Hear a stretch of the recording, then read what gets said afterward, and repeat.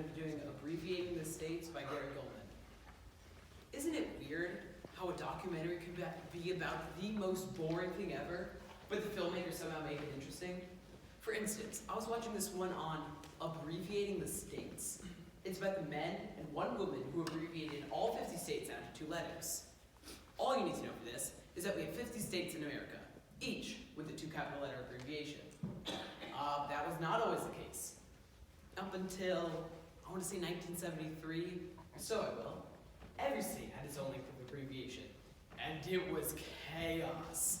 Like, Pennsylvania was Penna, Massachusetts was Mass, Florida was Flaw, and Utah was Utah. They just dropped the H, not much of an abbreviation. But the post office said, no, every state needs a 2 capital letter abbreviation.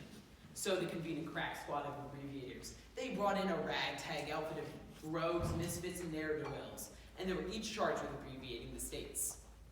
Now, I read the description to the documentary, and much like you, thought to myself, how are they going to make a 98-minute documentary of a task that couldn't have taken more than 6 minutes to complete?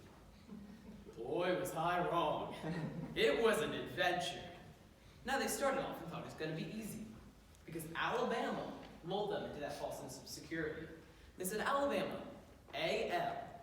Wow, this is easy. We're going to finish before they stop serving breakfast in the hotel restaurant. And the boss was like, guys, if we finish before they stop serving breakfast, breakfast is on me. And another guy said, oh, I hope they have an omelet station. Oh, just for context, the omelet station had just been invented, and it was sweeping the nation. And another guy said, you know, I'm not too comfortable with the omelet station, because I feel like the omelet chef resents you. Like he didn't want to be the omelet chef. He wanted to be the chef. Now instead of giving the orders, he's taking the orders from your stupid wife and your ugly kids. And the boss was like, guys, I hate to be a nudge, but can we get back to abbreviating the states? We still have 49 left. So they said, what's next? Alaska. Everybody cool with AL? But somebody caught it. One man sheepishly raised his hand and went, I think we might have used that one before. Are you sure? I'm pretty sure. Let's check the minutes. Dottie, read back the minutes to us, huh?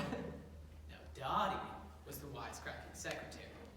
Every 1970s office had a wisecracking secretary, and this one's name was Dottie. She was a pistol. She was a real hot ticket. You would have loved her. This is what Dottie said. They said, Dottie, read back the minutes. Now, how Dottie is this? This is so Dottie. She said, you mean the minute? Dottie, you are incorrigible. Now read back the minutes. You stupid wife and you ugly kids. Dottie. Alabama, AL, Alaska, AL. We did use that one before, boss. And the boss was like, guys, it's no big deal. We'll come back to it. It's not going to happen again. it's certainly not going to happen 27 more times. Foreshadowing. So they went on and said, what's next? Arkansas. A-R. There we go. Next, Arizona. A. Fiddlesticks. We'll come back to it. What's next? California. C-A. Next. Colorado. C-O. Momentum. Next. Connecticut. C. Oh. We are in trouble. By the time they got to Maine, Maryland, Massachusetts, followed by Michigan, Minnesota, Mississippi, and Missouri, shots were fired. They were at each other's throats. So they did what any savvy business would do. They hired a consultant. They brought in a contractor. Sorry, not a contractor. A contractor. A man who made words smaller by abbreviating them or apostrophizing them. And this guy was the best.